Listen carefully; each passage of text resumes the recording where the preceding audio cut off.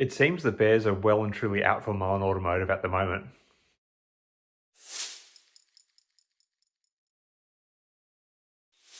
Hi again everyone, hope you're all doing really well. So there's obviously been a continued cycle of negativity towards Mullen in the media stock, and I want to address one particular piece which I came across just the other day. That was from everyone's favourite publication, Investor Place.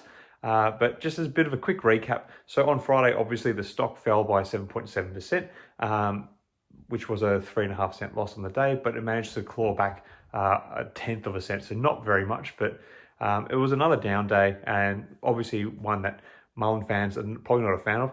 It makes me ask the question, like, how much further can this stock get depressed before we start to see some upward motion? But really, there's not much positive sentiment broadly for Mullen Automotive at the moment, unfortunately. So we obviously are waiting for some good news to come.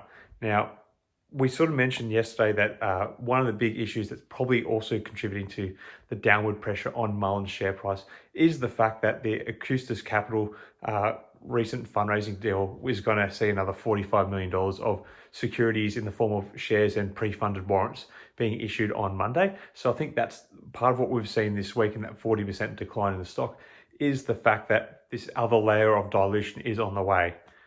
The D word, we hate it. Anyway, and just checking with the short situation right now, things aren't looking very good. The short's obviously been making hay while the sun shines in the case of Mullen. There's still about a 17% short interest in the stock.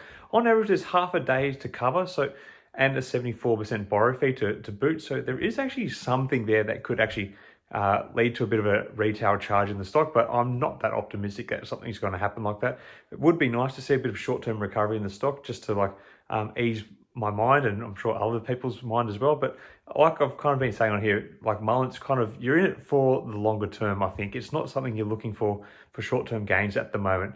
Sometimes that is the case because there is times where it is definitely hot on short squeeze list, but at the moment, I think if you're looking at Mullen, you're looking at it as a longer-term play.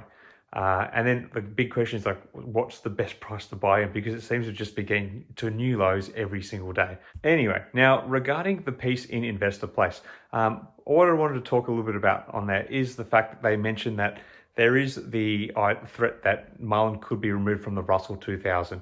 Now, the Russell 2000 is obviously an index, and by being removed from that, what that might mean for Mullen doesn't necessarily mean, but it means that some of the major index providers who track the Russell 2000 may end up dropping their shares in Mullen Automotive, so that could actually lead to a bit of a further sell-off.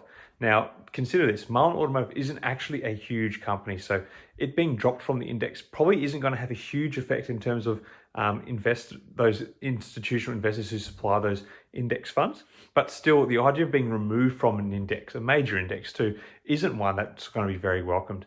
The reason why it will fall off the index is because it needs to have maintained a share price above $1 for 30 days when they have the next index date where they check the prices and that. And I think the next one for the Russell 2000 is actually going to be on July 1st. So the fact that, we're back below $1 after the reverse stock split does not look really good for Mullen Automotive at all. And I hate to say it, it probably looks like the stock will get removed.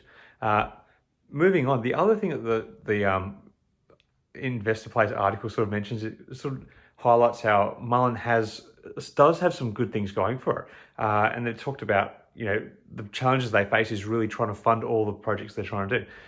What was really interesting, and I kind of maybe a sign of how unreliable they can be at times, given, the rotating nature of editors that they have contributing to the publication, is they kind of mentioned that Lucid and Rivian were probably more risky investments than Mullen Automotive. And to be fair, I actually think those two are probably safer bets because they're a bit more established and they have backers with deeper pockets than what Mullen Automotive has at the moment. So, it's kind of, I think they were trying to kind of sugarcoat the whole story around Mullen. But to be fair, I've got Mullen shares. I've got Lucid shares too, but I know it's a risky stock, and I'm pretty sure that it's riskier than Lucid. And so I thought that was just kind of a bit funny that they kind of saw those two as riskier trades than what Mullen Automotive is at the moment. Those two are at least producing vehicles and selling them at a bit of a scale, and they have the decent backers, whereas Mullen is only just starting to trickle in vehicles into production. Most of their production is going to ramp up in the next quarter anyway, it seems. Anyway, so just that little bit of FUD I thought I'd dispel in this video. There is still some hope for optimism for the stock. I think other than obviously there's the capital raising and there is also the removal from the index, which doesn't look good, but there are some good things on the horizon. We've got production of some vehicles coming in July, and it actually looks like we've had a little bit of headway in terms of testing the EMM technology on the Mullen vans, which will help it get EPA approval, and would be actually a good step forward in finalising the MAEO deal with Lawrence Hodge, which has been, a real soap opera in the news at the moment. But I've covered that plenty before. I'm not going to redo it now. Anyway, I just thought I'd do a little update on it, just because I saw that piece and it was kind of like, what a silly piece. Anyway, I hope you're all doing well. May the markets trade in your favour. Cheers.